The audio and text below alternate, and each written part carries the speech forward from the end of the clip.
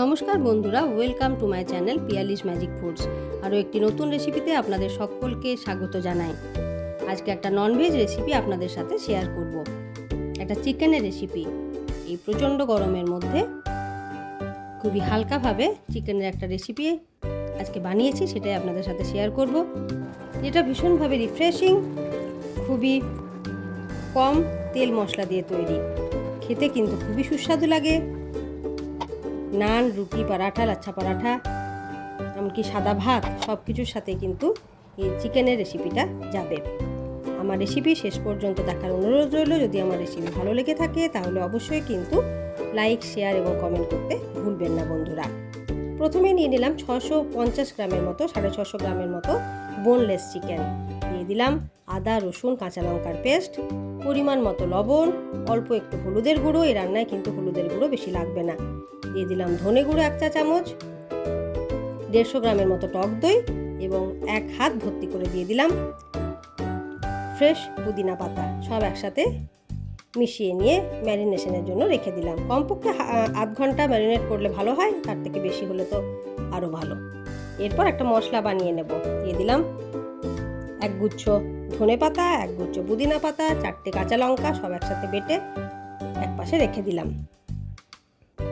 এদিকে একটি ফ্রাইং প্যানের মধ্যে দিয়ে দিলাম সর্ষের তেল, গোটা গরম মশলা ফোড়ন দিয়ে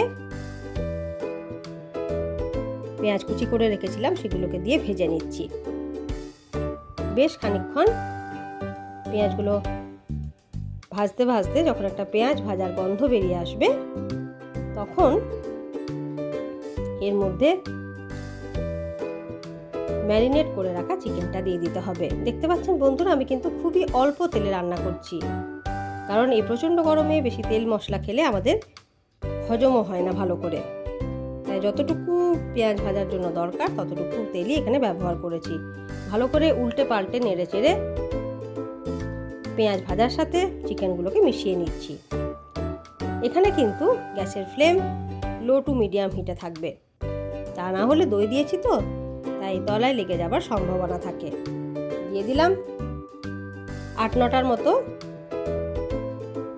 কাজু বাদাম ভিজিয়ে রেখেছিলাম, তার একটা পেস্ট বানিয়েছিলাম, সেটাই দিয়ে দিলাম। কাজু বাদাম কিন্তু ভীষণভাবে তলায় লেগে যায়, তাই এই মুহূর্তে জল দিয়ে দেবেন 1 কাপের মতো। তারপর সব মিশিয়ে নিয়ে আবার নাড়তে থাকবেন। লবণটা আমরা চিকেন ম্যারিনেশনের সময় দিয়েছিলাম, আরও একটু লবণ লাগবে, তাই এখানে আরও 1 চামচ লবণ দিয়ে দিলাম। ভালো করে চিকেনটাকে নাড়িয়ে নিচ্ছি। এরপর ঢাকা দিয়ে 5 থেকে 7 মিনিটের মতো মিডিয়াম হিটে চিকেনটাকে সেদ্ধ করে নিতে হবে। দেখুন সুন্দরভাবে চিকেনগুলো কিন্তু সেদ্ধ হয়ে গেছে।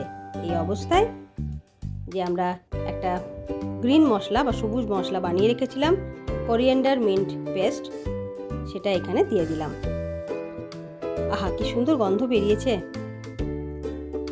ধনে পাতার গন্ধ, পুদিনা পাতার গন্ধ, কাঁচা লঙ্কার গন্ধ সব মিলিয়ে মিশিয়ে একটা অপূর্ব গন্ধ কিন্তু এখানে বেরিয়েছে বন্ধুরা। তার সাথে অপূর্ব একটা সবুজ কালারও কিন্তু চলে এসছে।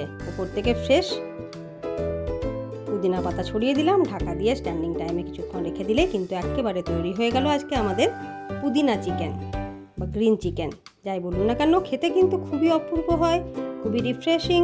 আপনারা খুব সহজেই এটা বাড়িতে বানাতে পারবেন। তাহলে কেমন লাগলো বন্ধুরা আজকের রেসিপি জানাতে কিন্তু ভুলবেন না, এবং ভালো লাগলে অবশ্যই কিন্তু একটা লাইক করে দেবেন। যারা এখনও আমার চ্যানেল সাবস্ক্রাইব করেননি তাদেরকে আমার চ্যানেলটি সাবস্ক্রাইব করার অনুরোধ রইল, আর যারা সাবস্ক্রাইব করেছেন তাদেরকে অসংখ্য অসংখ্য ধন্যবাদ জানাই।